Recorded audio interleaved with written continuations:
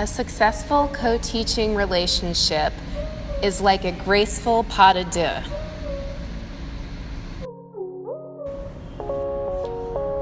Key words in a co-teaching relationship: collaboration, sharing, more integrated services for all students, communication, relationship.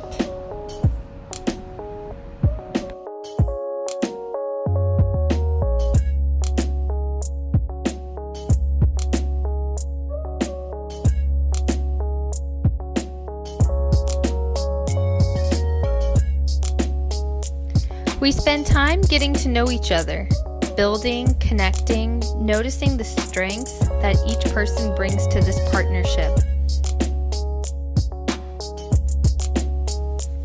We share our values, methods, and space, but most importantly, we share the weight.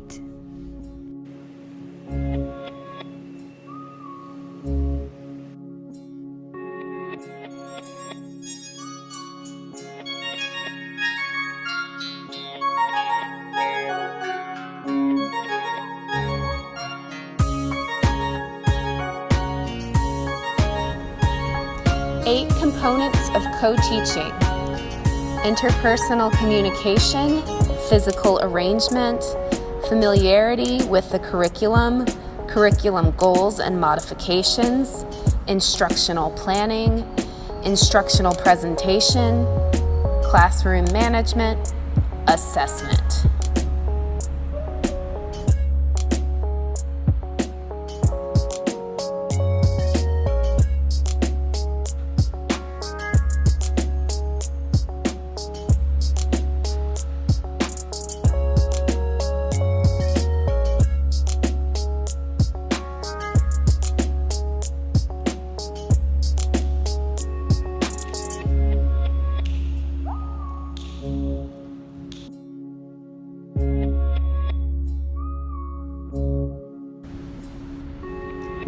The dance of co-teaching is fun, and two minds are always better than one.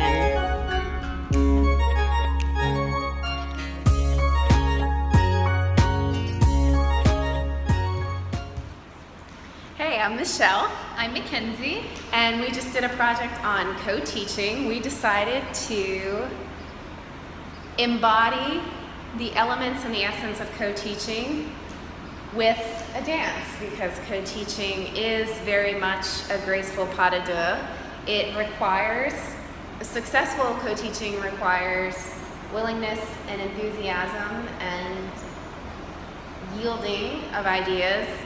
It requires collaboration, and we showed that through our movement.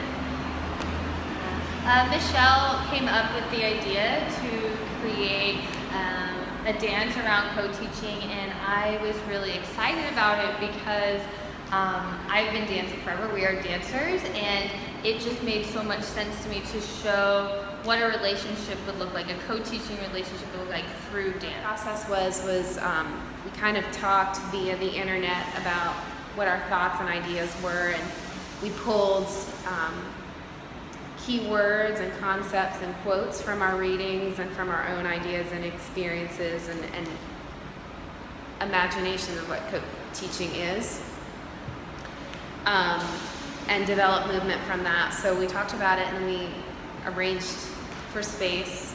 We actually got kicked out of our studio by Twyla Tharp because she's in there rehearsing right now. So how cool is that? Twyla's in there, we got kicked out. In the dance, there's a part where we are mirroring each other, and I always think during mirroring about who is leading, who is following, and really successful mirroring, you don't know, because there's just like this inner exchange and dialogue in which it's like simultaneously happening for both parties. Like we're leading and we're following and we're moving together. So that's one of the parts that in the dance that I was really drawn to. Michelle and I actually, we've never formally have danced together. We've only done lesson plans usually for elementary or high schoolers, like 10-minute lessons in our methods class, but we have not we haven't really danced together or taken a class. So this experience kind of felt like the stages of co-teaching, almost like this idea of kind of getting to know each other, figuring out how our bodies feel next to each other, where my arms need to be to match Michelle's. And then as we became more comfortable, more ideas started to grow out of the process, I would say. Dancing, to piggyback on McKenzie, dancing is all about relationships. Even if you're a soloist, it's relationships with the floor and the space and the music and yourself and your other body parts. But when you do a duet, which we chose to do, it's about relationships and collaboration and being willing to yield. Dancing is so intimate. When you're dancing with another person, you're in each other's space and kinesphere, and so the co-teaching relationship, to model or mirror that, is also very intimate, and you have to get to know each other. You could even, as part of a professional development, have students who are studying to be educators pair up with a partner and reenact ways of weight sharing and contact, because that's what it is. And so, and becoming comfortable with someone else. I mean, you are sharing that space with someone. You definitely. Co-teaching does not look like this all day long, right? So it is. It's the nature of dance is intimacy, and the co-teaching relationship, when it's successful, is the same. Let's talk about the butting heads part in the dance. Great. Yeah, because I feel like that is a great lesson to learn from and reflect on. Many times in life, you will come across people you butt heads with. And so McKenzie had this idea as we were exploring this morning and rehearsing and coming up with movement ideas and gestures and phrases that we connected the head to sort of show the idea of butting heads.